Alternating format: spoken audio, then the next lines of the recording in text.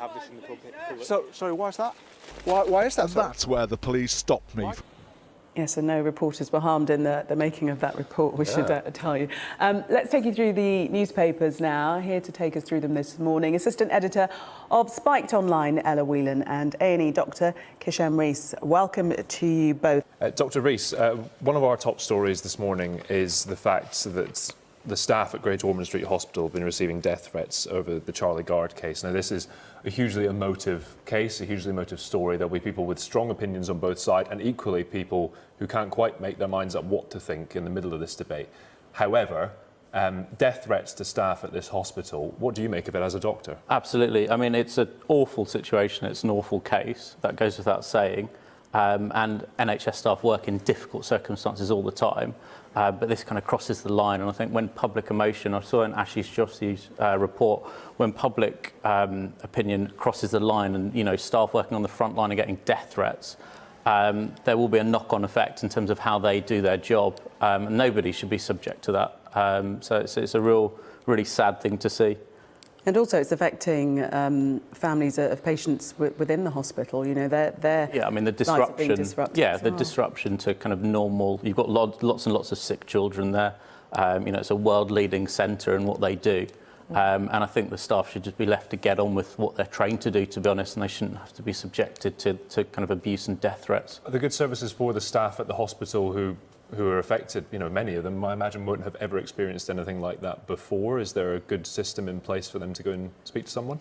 I would have hoped so. I mean, I don't know the specifics, but we can remember. I mean, we remember a while ago where that nurse sadly took their life as a result of that hoax call. Yeah. And we're moving on to mental health things and to talk about that later as well. So I just think we've got to be really careful, and we should condone this and kind of stamp down on it, really. It's important to say that Charlie Gard's parents obviously don't condone. No, Some of these people claim to be their supporters, but they say, though they've had their differences with Great Ormond Street, they've had fantastic care for their child, so it's important to note that. Turning to our next story, this is something, a documentary tomorrow night on ITV, I believe, Princes William and Harry, talking about their mother, Diana, on the 20th anniversary of her death this year, Dr Rees. I thought this was really interesting because in terms of the prism that we see things through the media, you know, thinking back years ago, you can remember how, you know, Prince Harry was a bit naughty and his behaviour was bad and things. But if you think about it, he's just lost his mother and he's expected to live in the public kind of domain, like any other child, really, is going to struggle with that.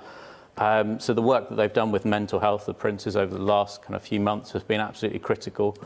We have health services, mental health services getting cut left, right and centre across the country. So anything that can add weight to that argument and raise awareness is really important. And the line that sticks with me is how they remain haunted by a final phone call, you know, 2 decades ago. So that's obviously going to shape their behaviours in terms of moving forward. I think for me, reading a lot about this in the papers this morning, as I'm sure our viewers will, this is, you know, two men in their 30s talking very openly. Harry talking about putting his head in the sand. Quotes here, you know, her hugs would just engulf you and squeeze you as tight as possible. 2 men in their 30s talking extremely openly about their emotions, which, regardless of what you think of the royal family, can only be a good thing. Absolutely. I mean, burying your head in the sand is a completely normal response. The fact that they can come out, they didn't have to share this, and I'm sure this is probably quite painful for them as well. So I think if good can come out of it, then that's a great thing. Yeah, we're definitely seeing a different side to the royal family with a lot of the young royals being very open about their lives. We are going to take a break, but do stay with us. Much more coming up.